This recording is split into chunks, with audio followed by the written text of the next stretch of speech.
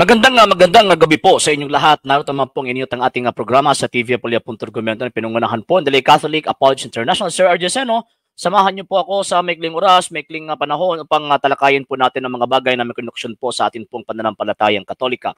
Live po tayo sa ating pong Facebook page, RJ Roland Seno II TV Apolia.Argumento page. And yun, sino po nakapag-follow sa mga pages po natin? I-follow nyo po yung mga pages po natin, RJ Roland Seno II TV Apolia.Argumento page, Kuya Apple TV page, and RJ's Vlog 2022. And pwede rin po kayo mag-send po dyan ng Facebook stars. And also, sa ating po mga channels, hindi po nakapag-subscribe, subscribe po ninyo yung mga channels natin. The Lay Catholic, Apology International Official, RJ Seno II TV, Kuya Apple TV, and Barrio Kawayan Religious Forum. And pwede rin po kayo mag-send po dyan ng super sticker, super chats, and super thanks. And magpapasalamat po muna po ako sa mga kapatid po ng mga Katoliko na ulis po tumutulong at sumusuporta sa programa po natin sa pamamagitan po ng Sir Noli Medalia and family, Sir and Miss Ruth Descaliar and family, Sir Romeo Inodio and family, Sir Robert Avila and family, Sir Michael Roger Uy, Sir Rene Kiblat and family, Sir Dencio Sevillas and family, Sir San Manili and family, Sir Tupigal Limit and family, Sir Jam Dandan and family, Ma'am Berten Lapera and family, Sir Jonard Alia and family, Sir Raymond Solis and family, Sir Jerry Minglana and family, Sir Rain Ma'am Sheng Hernani and family, Mr. Ramonal and family, Sir Jocelyn Salamanya and family, Sir Jovi Lasia and the family, Cap Jun Bungabong and family, Sir Jofet Sian Amort and family, Sir Roel Siliaca and family, Sir Raimundo Bungcalis and family, and also sa lahat ng mga Katolikong always po tumutulong at sumusuporta sa programa po natin na hindi pa nagpapabanggit sa mga paalam po nila. Maraming salamat po dahil po sa tulong at suporta po ninyo. Ang programa pong ito until now, andito pa rin po sa social media. And until din po, nangangailangan pa rin po kami ng tulong at suporta po ninyo. Sa gusto po tumulong, sa gusto pong sumuporta, pwede po nyo ipadala ang tulong at suporta po sa pamamagitan po ng ating mga account numbers. Diyan po yung mga screens yung tumatakbong information. And pwede nyo po kaming i-message sa atin pong page kung via remittance po yung pagpadala po ninyo. Maraming salamat po in advance. Okay, so ngayon hindi po tayo nakapag-live doon sa ating mga channels kasi i-replay po ito ngayon. And bukas ng umaga, yun, magre-reaction po tayo sa YouTube channel po natin. Okay? So, yun. Okay, so ngayon, magre-reaction po tayo sa tinatawag na debate po ng between Roman Catholic apologists and also defenders of the Roman Catholic Roman Catholic Church, and also sa mga apologists po din po ng tinatawag na mga Seventh-day Adventists. Actually, hindi ko po tinapos kahapon yung panonood ko po ng live po nila. Bakit po yun talagang nakakaawa po yung mga argumento ng Sabadista. At the same time, okay lang po yung presentation ng ating mga kapatid na mga Katolikong defensor. Bakit po kasi hindi na masyado pinupukpok ang ulo ng mga Sabadista. Baka siguro baka naawa po sila. So okay. Yan. So magre-reaction lang po tayo sa mga maliliit na mga punto sa debate na nangyari po sa Cagayan de Oro City po kahapon.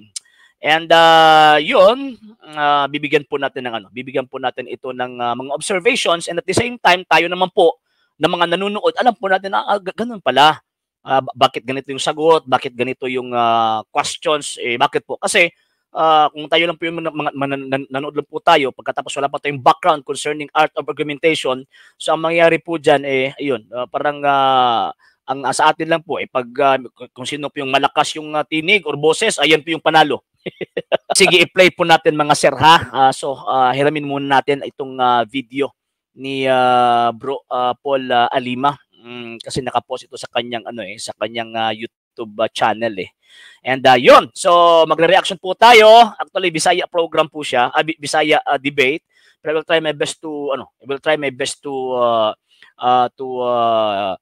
translate it in Tagalog. Okay, Sir Hermes Dupla, wala kay live gabi, sir. Yes, sir. Basta Sunday, wala dyan kay live, sir. Okay, sige po. Kaya nga po, Ma'am Lai. Okay, sige po. Continue natin, ha? Okay.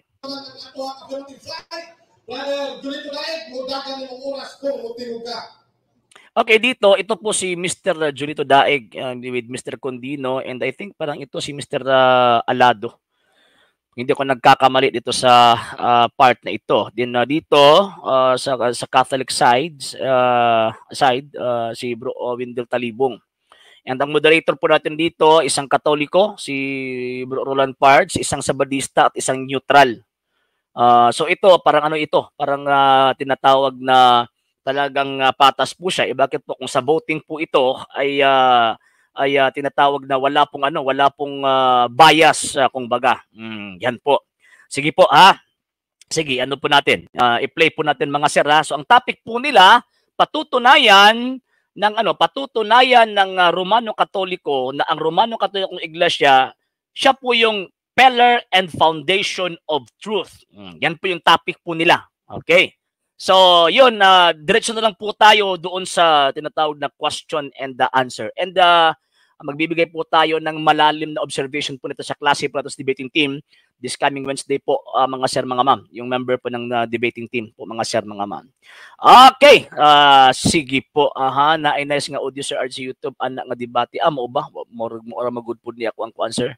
Okay, kanus aman ang debate niya, di ba, Calares? Iniintay lang po natin po yan na kumasa po siya sa sarili po niya, Sir Raul Pulangkos. Okay, nahimuot ng alado sa gabi, nag-shades pa si Daig, nag-puwing. Ay, nalang. Sige po, ayan natin, i-plan na lang po natin ha. Sige, diretso po tayo. First point po, so ang reaction po natin na gagawin per question. Per question. And mamaya sa pag-re-upload po natin dito, is parang puputulin po natin yung mga greetings, then pagkatapos direkta na po tayo doon sa per question po ni Mr. Daig. So first part po itong cross-examination from the negative side to the affirmative side. Okay, sige, proceed po tayo. Okay.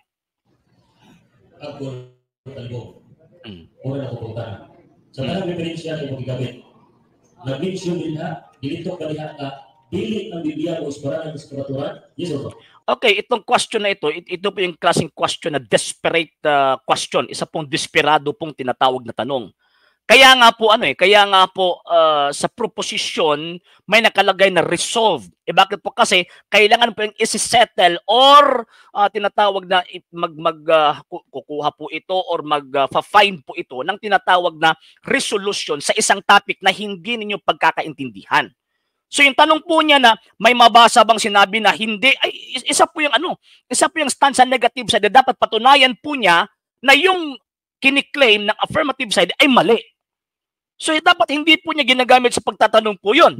Bakit po? Kasi sa negative side po yan na stand dapat And at the same time, yung word na dili, yung word na ipapabasa mo doon sa mga reference na tinatawag na ginagamit, number one, hindi po yun pwedeng gagamitin. Bakit po? Kasi itong tinatawag na pagsabing dili, mabasa ba ni o dili ba ni mabasa? Kanang hindi ba ito mababasa sa mga reference mo? It is a fallacy of silence. Bakit po? Kaya nga po resolve. Di ba? It is a fallacy of silence. So, it does not mean na yung nasa isip mo hindi nakasulat doon sa tinatawag ng mga dokumento, totoo ka na. Dapat mag-provide ka ng evidence to overthrow or to tinatawag na para i-suppress or tinatawag na para magiging masurpass po yung tinatawag na argumento ng ating kaibigan ng mga Katoliko. Ganyan po mga sir. Ganyan po. Bakit po? Kasi yung tanong po kasi, may mabasa ba sa reference na ang Bible ay hindi? Actually, hindi po tutol po ang Iglesia Katolika concerning sa Biblia. At hindi po tutol ang Iglesia Katolika, Apostolika Romana concerning sa tradisyon. Bakit po? Kasi sa mga Katoliko, tayong mga Katoliko, pag sinasabing salita ng Diyos, refer po yan sa Depositum Fidei. Actually, yan po yung dapat in-explain sana ni Bro Windel Talibong concerning of that word of God, kasi hindi po siya nagkakaintindihan sa term na word of God. Bakit po? Kasi magkaiba po kasi ang interpretation ng Sabadista at itong Katoliko. Kasi sa ating Katoliko, pag sinasabing word of God, refer po yan sa Depositum Fidei that composed of the written and unwritten word of God. That refers to the tradition and sacred scripture. Itong mga sulpot na Sabadista, pag sinasabi po kasing word of God, ang nasa isip po nila, Biblia lang. Yan po yung pagkakaiba. Yon. Sige po. Sige, tingnan po natin i-continue po natin. Mamaya po magbabasa po ako ng comments mga sir pasensya na po. Okay, para may pagpatuloy po natin yung reaction po natin. Niyan to ba? Initok ba sa referensya? Wala ba sa correct ba sa referensya? Pero tinaw nga ng iyon na ang simbahan ang tila ng condition of law. Okay, dito, sa sinasabi po kasi ni Bro Wendell Talibong, siyempre affirmative side po siya. So hindi pwede magsabi siya na hindi yung Biblia. And at the same time, nakatindig ang Iglesia Katolika concerning the Bible and the apostolic tradition. Yan po eh. Then number 2, so pinupukpok ni Bro Wendell Talibong na yun nakasulat eh. The church is the pillar and foundation of truth. Ewan ko lang kung paano po nila ito sisirain or tinatawag na i-negate kumbaga itong argumentong ito. Actually itong first part na po ito natapos ko po ito eh. Itong first part talagang wala pong magandang argumento si Mr. Daig po dito. Ang maganda lang po nito yung boses po niya kasi modulated eh. Pero ang hindi po maganda yung mga argumentong ipinupukol po niya doon sa kanyang katunggali, di ba? So dapat sana paghaharap po ng debate dapat preparado. Sa first question pa lang, syempre pag mga debater po kasi, sa first question may kasabihan po kasi na yung first impression last. Yun. So dapat ang unang tanong talagang pang-fatal na talaga. Pero ang problema dito wala eh. May mabasa ka ba na hindi Biblia yung ano ba yan? Ano ba yung klaseng tanong na yan? Di ba? Parang pinapasa po niya yung responsibility niya doon sa kanyang katunggali. Hindi. Kaya nga po naglalatag po ng burden of proof ang affirmative side. And syempre siya, negative po siya, dapat syempre ilalatag din po yung ebidensya po niya para ma-suppress or para ma-overthrow po yung tinatawag na ebidensyang ginagamit ng Katoliko. Pero wala eh. Wala. Talagang nakakatawa mga sir, mga ma'am. Ha? Okay, sige. So, yan po yung first question. Yun. Yan po yung tinatawag the first question. So, yan po yung reaction po natin. So, nakakomment po dito si Mr. Daig ng fallacy of silence. And at the same time, parang ini-evade po niya yung tinatawag na trabaho, yung function na dapat sana siya yung magbibigay ng ebidensya na dapat Biblia ito, hindi ito iglesia. Instead of siya po yung magbibigay, pinapasa po yung responsibility po niya doon sa affirmative side, which is wrong. Wrong po yan. Mali po yan eh. Mali po. Okay, sige. Magbabasa na muna tayo ng tinatawag na mga comments. Okay, mula agi Sir Ray Tabino, Sir Ajigi pamatud ang Tuesday ang ilang argumento nga kasi ilang debate mura sila mga bata. Ma'am Lai Tabares, magwayan asa naka late na ka sa live mo lagi. Sir Roldan Castor, yes sir, from Pasig. Sir Leo Pasa, good evening po. Walay much man mo lagi. Sir Jen Talaba, yes sir, good evening. Sir Levan Mark Milan, yes po, thank you po for the sharing sa ating program. Sir Jay Quaga, Sir Roel, and Manfred Sangrano, good evening po sa inyo. Gatubay-tubay rang sa FDN, Sir Crowd Regadala. Sir Jerome Loquite, ayun, Sir Carl Mabaw, nangitag kopya sa Yahweh na San Pedro, bisan na imuha din na. Si Pastor after death man to. Buing na. Sir Donald Quilio, good evening. Sir Remers Dopla, sir, good evening. Wala kas kagayan kahapon sa debate na adito. Imong kauban samot na siguro kung ikaw ang kaatubang sa SDA, wala man gani ka daog sa imo sir, maulagi. Okay, pero hindi. Meron po akong ginawa po kahapon eh. Sir Dave Bard, Sir Leo Pasach, Sir Voice Smith, Sir Marlon Vergara. Good evening po Sir Ray Calabio from Iligan City. Good evening. Okay. So first question, so kung titingnan po natin is a misleading question. Number 2, nakakomit po siya ng fallacy of silence. Number 3, instead of yung responsibility to provide evidence, ang ginawa po niya, doon po siya naghahanap ng evidence sa kalaban po niya. Yes, mali. Mali po 'yun, mali. So kung ito po yung pinagmamalaki ni Daig na kung ganyan po siya makikipagdebate, talagang swerte po siya. Kasi mga mababait yung nakaharap po nila kahapon. Pag ang nakaharap po na stricto in terms of rules ay talagang madidisgrasya po yung argumento po niya. Matatapos po yung tinatawag na debate na hindi po makakapasok yung tanong po niya. Sir Andy Ebrio, Sir Donero Roldan, Sir Melvin Utid, Ma'am Jordan Embalsado. Good evening po sa inyo. Sir Laura, Sir Manilito Laura, Sir Carlo Torres, Sir, good evening. Okay, yun, sige po. Mamaya po, yan po natin yan, Sir, ha? Sige, continue po natin mga Sir. So dito, second question na po ito. Pero nag-butt in yung moderator kasi para, syempre, ang timekeeper, ang moderator yung nagmo-moderate sa debate. Pagkatapos siya din po yung timekeeper. Reminders lang, kanang provider, kung mahuwag kagtubag, butangin na yung inhanan. Next question, o sunod pangutana. Bro Jolito, butangin po o kalihog tubag, kana akong hit para mag-stop ko, kaya instead maganda ko ang 30 seconds para yatag na po siya. Okay, so time resume, go ahead. Okay, so dito, second question na po dito mga Sir, ha? So pakinggan po natin yung second question po niya. It is a fallacy of silence. It is a fallacy of silence, kaya nga resolve. Kaya nga nilatag na po yung ano. Kasi kung meron pang mabasa letra por letra, huwag na po sila magdebate. Magbasahan na lang po sila kung ganyan. Hindi na po debate tawag niyan. Diba? Ay na lang itong mga taong ito. Ay, kung magkikipagdebate po mga Sir, mga ma'am, dapat alam po ninyo yung nakakahiya po yan eh. Nakakahiya po yan eh. Yan po yung representative po nila. Pero napanood ko po yung first na introduction ni Mr. Daig. Hindi daw po siya ipinadala ng Seventh-day Adventist mission. So ibig sabihin ano po doon, parang lost command sila sa panahon na yon. Yon.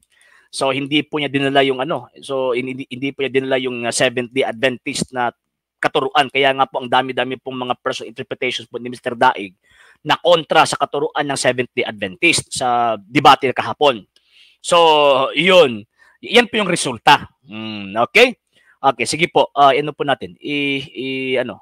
And at the same time, tingnan po natin kasi itong mga Seventh-day Adventist po kasi, ito po yung kusog, malakas mag-comment po sa atin na sabi si Mr. Seno, puro yan na Mr. Objection, o yan po yung Mr. Objection, pero dito ang dami-daming objections ang ginagawa ng mga sulpot na ito. Pag tayo po yung mag-o-object, magagalit po sila. Pag sila po yung mag-o-object, okay lang. Ay, na lang. Sige, continue po natin. Second question. Oh.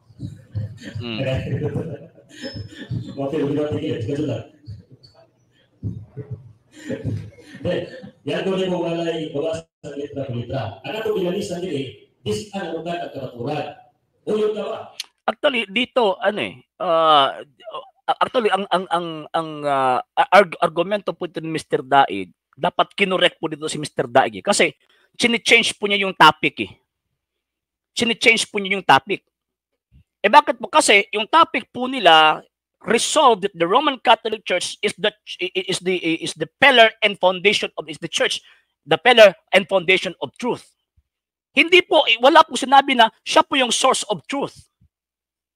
So diyan pa lang dapat kinorek ni Bro Wendell yun. Pero siguro baka hinayaan lang po ni Bro Wendell kasi kung hindi po niya siguro hahayaan, ang mangyari po diyan parang hindi na po parang kung sa Bisaya pa walay lami ang debate. Walay lami ang debate siguro baka ganyan. So parang hinayaan lang po siya ni parang hinayaan lang po siya ni Bro Wendell Talibong. Yon. So dito parang in a matter of terms lang, parang change lang po niya ang isang termino para maiba po yung tinatawag na meaning. So ang nasa topic, the church is the pillar and foundation of truth, hindi yung Biblia. Sa kanya, saan galing yung truth? Magkaiba po yun. Magkaiba po yun. Hindi po yun pareho. Yung source of truth and the pillar and foundation of truth, magkaiba po yun. Malaki po yung tinatawag na malaki po yung tinatawag na diferensya. So dito, again sa paniniwala ko, parang hinayaan lang po siya ni Bro Windel, kasi siguro baka alam din po siguro ni Bro Windel na talagang hindi po match si Mr. Daig po sa kanya. So para magpatuloy lang yung tinatawag ng debate, oh sige, magpatuloy ka diyan sa mga sa feeling mo kung ano yung napipil mo diyan. Hala, sige, continue ka lang. Yan po yung nangyari. Sige po, continue natin. So dito, kung ako po yung nakaharap po dito, mag-o-object na po ito. Objection, Mr. Moderator. Ipapaklaro natin yung topic. Ang topic, the church is the pillar and foundation of truth. Hindi po sinabi, the church is the source of truth. No! Mali! Mali po yun! Mali! Magkaiba po yung meaning na yan. Magkaiba. Okay, continue po natin mga sir. Yes, bro. Diyan ko ba? Dili ko yun. Ano ma? Sa inyong ministry magazine, 15 to 1600 na nakumbahay ang Biblia. So dito, ang sagot po ni Bro Windel Talibong ito, tama po. Pero sa mga nanonood na mababaw lang yung pagkaintindi sa tinatawag na argumento, nagiging mali si Bro Windel Talibong. Bakit po sabi niya, hindi ako sasang-ayon? Bakit po? Kasi ang topic, kung titignan po yung topic, pillar and foundation of truth. Hindi po sinabing the source and foundation of truth. Yan po eh. Magkaiba po yun eh. Magkaiba. So tama po yung sagot ni Bro Windel. Sumasang-ayon ka ba? Hindi ako sumasang-ayon. So yan po yung punto po dito. Okay, continue natin. Kung ang kamatulan, nagsugot sa 15 and 16, na ang iglesia tinoon, nag-igon ninyo. Katuloy ko. Uy, nawala. Ano ba ito? Baka, tika po muna, baka maano po tayo. Baka ano po tayo sa, baka maano po tayo sa, baka maano po tayo sa, sa tinatawag na, ni YouTube ba? Sige, continue natin. Yan. Yan po yung sagot ni Bro Windel ha. Yan po yung sagot ni Bro Windel. So hindi po siya sumasang-ayon kasi ang point dito is the church is the pillar and foundation of truth. Hindi po the church is the source of all truth. No. Bakit po kasi katuruan po kasi ng Iglesia Katolika Apostolika Romana na Christ is the source of truth. Si Kristo po yung source ng katotohanan. Yan. Okay, so dito, next question, pangatlong question ni Mr. Daig. Ingon, na dili ka uyo, nalukat ang kamaturan sa pulong sa Diyos. Sunod na po pangutana. Okay, dito, another wrong conclusion sa tinatawag na tanong. Bakit po? Number one, hindi po source ng truth ang Iglesia Katolika. Siya po yung pillar and foundation of truth. Yan po yung topic eh. Number two, walang katuruan ng Iglesia Katolika Apostolika Romana ng Iglesia Katolika source of truth. Kaya nga po tinuturuan at ginagabayan po siya ng banal na espiritu. Bakit po? Kasi nasa libutan po siya eh. At nagtuturo po siya sang-ayon sa itinuturo ng ating Panginoong Jesucristo na source of truth. Kaya nga siya tinatawag na pillar and foundation of truth. Number 2 points, yung sinasabing word of God po doon. Dapat klaro po yan eh. Dapat pinarticularize po yan.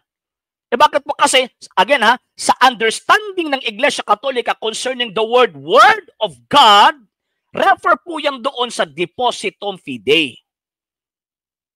So sa kanila, pag sinasabing word of God, refer lang sa Biblia. So dapat kinorek po yun. Kinorek po yun siya. And at least para maklaro po sa audience at sa mga nanonood na, yan pala yung turo ng Iglesia Katolika. So kaya nga hindi nakakaintindi si Mr. Daig sa sagot. Bakit po? Kasi hindi niya makukuha yung punto sa sagot ng tinatawag na Katoliko. Yan. Sige, proceed po tayo. Proceed po tayo mga sir. Kaya hindi maligo ang mga Katoliko mo dyan, sumaranan sa kamaturan. Ang mga Tanang ba ang Katoliko? Nagsukat o sumaranan sa kamaturan? Yes or no? Okay, dito, so, hindi muna natin i-play yung sagot ni i-play yung sagot ni Bro Windel. Dito, kung ako yung nandyan sa stage, it is a misleading question. Misleading question po yan kasi you cannot use the truth in particular as the truth in general. Di ba? Hindi pwedeng pagbabasyan po natin yung mga Katoliko na hindi naman po sa doon, hindi naman po member ng hierarkiya, kumbaga, o hindi sa member ng tinatawag na magisterium. Pag sinasabi po kasing church, the pillar and foundation of truth, refer po yan doon sa active and passive. So, yung ginagabayan at magtuturo, hindi po yung passive na member ng Iglesia Katolika, hindi po. Kasi yung passive members of the church, sila po yung nagre-receive sa katuruan ng active hierarchy that refers to the Pope, the bishops, Pope and the bishops. Even nga yung pari, ano po sila, member po sa passive part ng tinatawag ng Iglesia Katolika. So dito pa lang talagang diferensya na. Diferensya na. Bakit mo kasi it is a fallacy of composition. It is a fallacy of composition. The truth in particular cannot be used as the truth in general. Hindi po yun pwedeng gagamitin na basis na mali ang Iglesia Katolika kasi merong tinatawag na mga Katolikong gumagawa ng masama. Mga palahubog, mga sugarol, o yun. Hindi po yan yung basis eh. Hindi po yan yung basis. Bakit po kasi hindi to ng Iglesia Katolika, Apostolika Roma na maghubog-hubog ka. And at the same time, ito, ipi-play po natin yung tinatawag na sagot ni Bro Wendell Talibong. Yes, natural ang tinuod nga Santa Iglesia Katolika gitukod ni Jesucristo nagsugad sa kamatuoran. Gawas man kung doon ay payrodik ang isian at kagumanan sa unang buwan 2:18-19 mga antikristo ikan sila diri namula sila nato mao na tubag sa ito katuoran.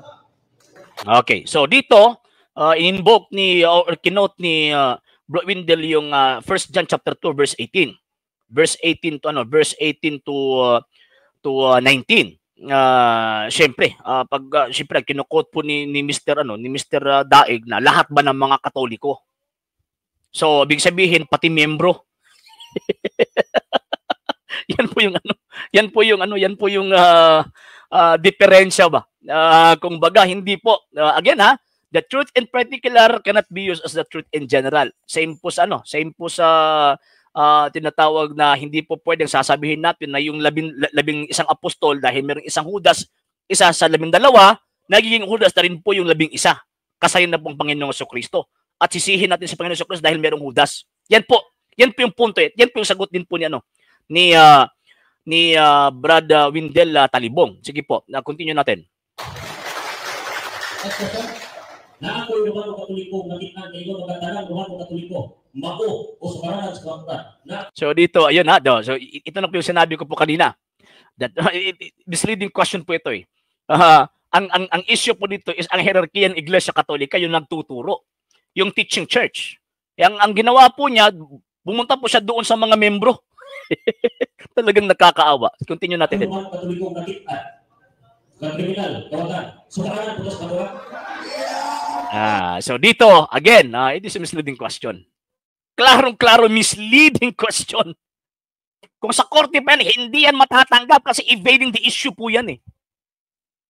Ini-evade po niya yung issue.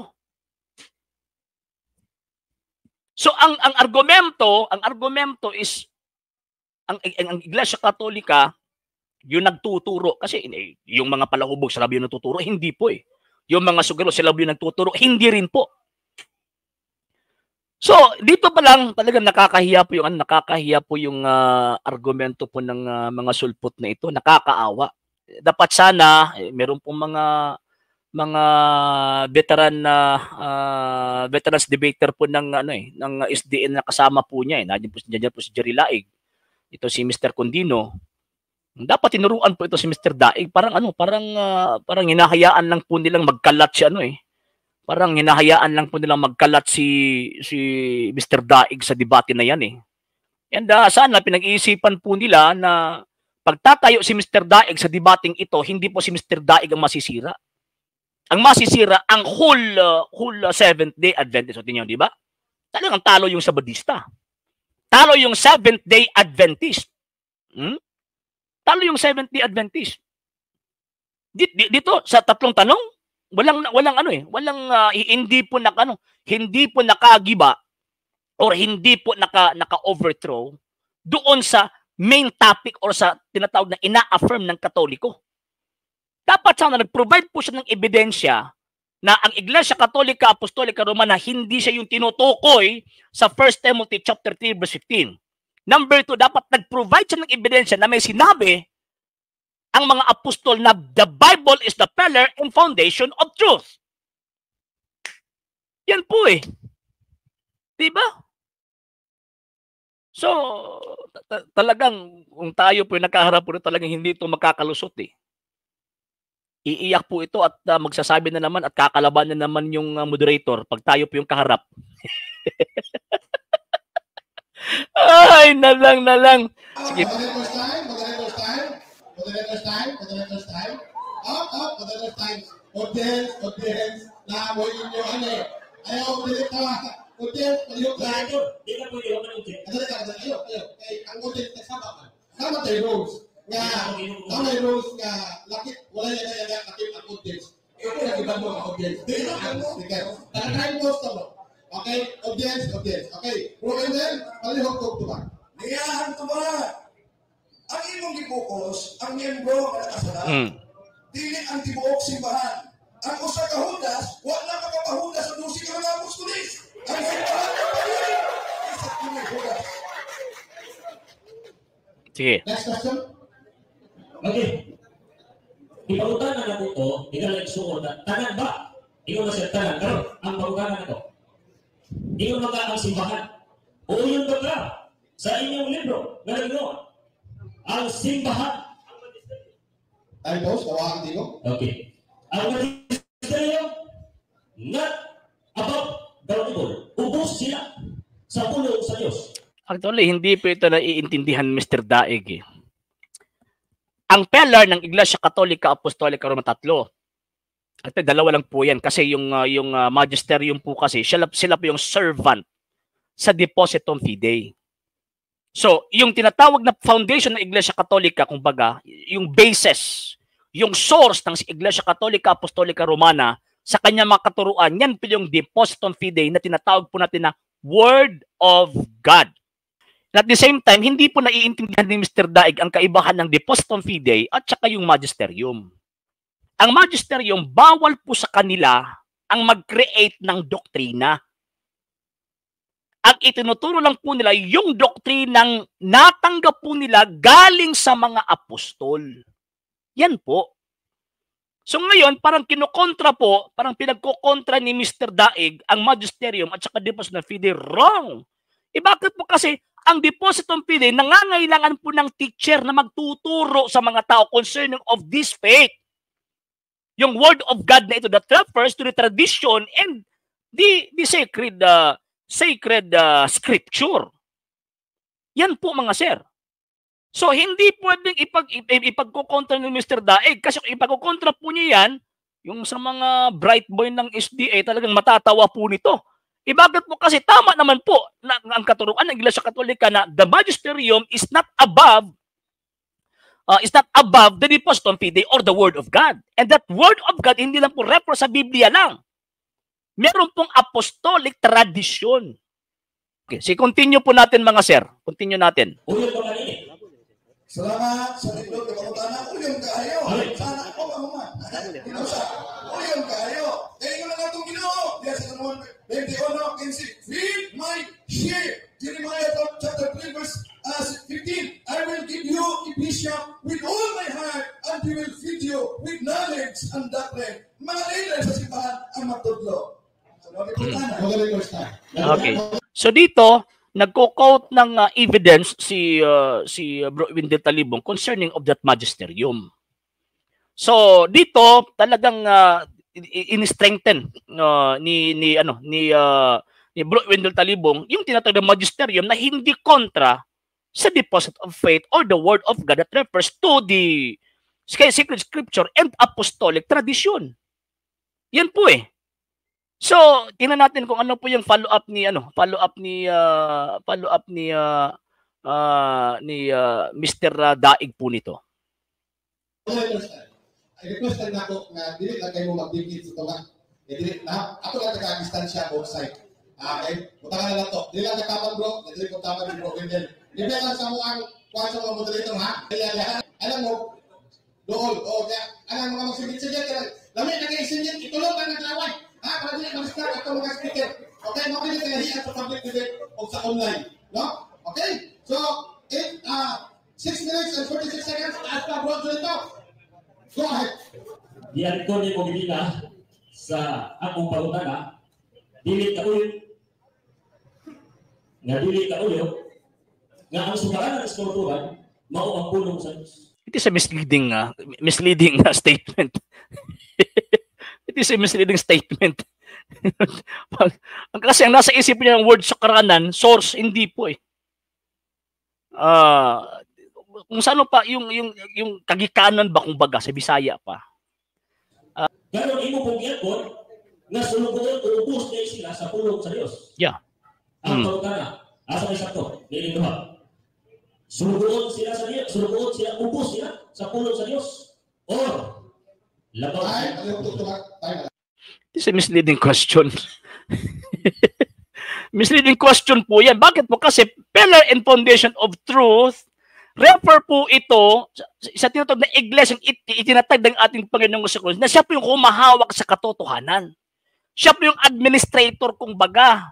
Siya po yung magpo-provide sa atin ng katotohanan concerning sa mga katuruan ni Kristo na ayon sa nakasulat sa Biblia and at the same time ayon sa tradisyon ng pananampalataya.